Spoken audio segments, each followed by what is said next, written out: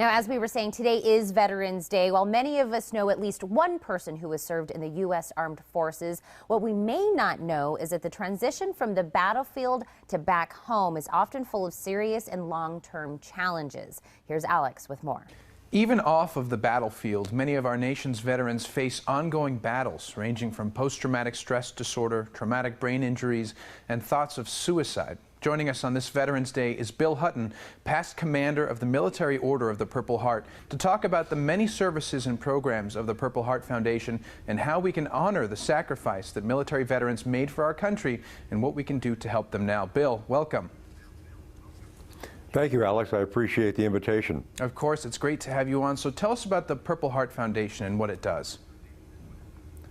Well, Purple Heart Foundation is an organization that is the fundraising arm for the Military Order of the Purple Heart, which is a congressionally chartered organization of approximately 45,000 members, of which all are combat wounded.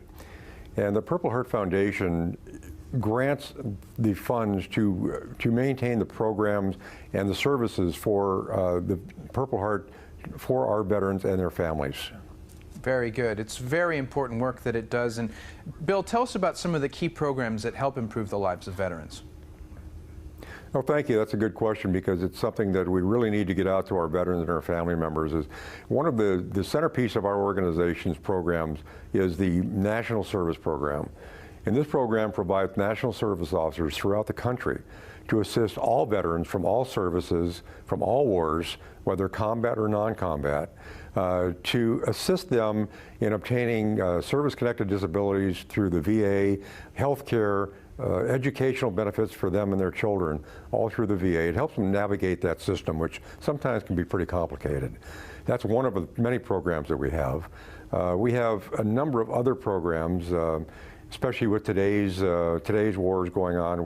We really have brought to the forefront the issues of women veterans and the ones that they face and have the same problems coming back as their counterparts. Yeah, very, very important. Now, of course, you want to stay, like you said, with the forefront, and you want to keep innovating for the veterans. Are there any new programs or services that you can tell us about that are sort of new and new on the stage? Well, there are. Like I said, we are really concentrating now on bringing forth the women's veteran issues. We're trying to deal with the age-old problems of suicides on a new level.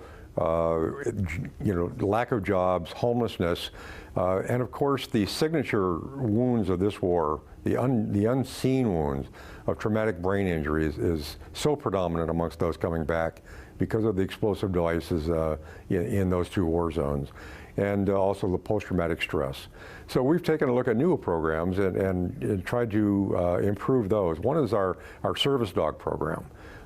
We have found that it has been extremely beneficial to those suffering from TBI and PTSD to have a service dog with them.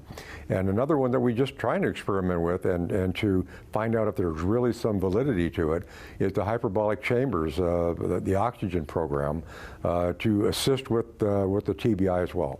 So these are the programs that we're kind of concentrating on now. All incredible efforts to help the veterans, and of course the Purple Heart Foundation does so much to help, but it's really not just them, it's really the whole community and all of this in the country that has to come together and help. So how can regular everyday people assist in helping the veterans?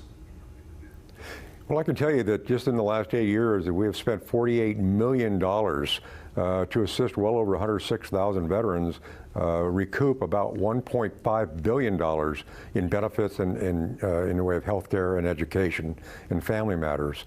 And what we would like your listeners and viewers to do is to please go to our website, and that is Purple Heart Foundation, that's one word, purpleheartfoundation.org, and there's a donate button on there. Please open up your wallets, help our veterans. They've done so much for us. Mr. Hutton, thank you so much for joining us today, and happy Veterans Day, and I want to thank you for everything you've done. Well, thank you, Alex, and I would like to wish all of our veterans that have served and sacrificed for our country, happy Veterans Day to them too as well. Likewise, the feeling is mutual. Thank you so much, and everybody else, stay right where you are. We'll be right back.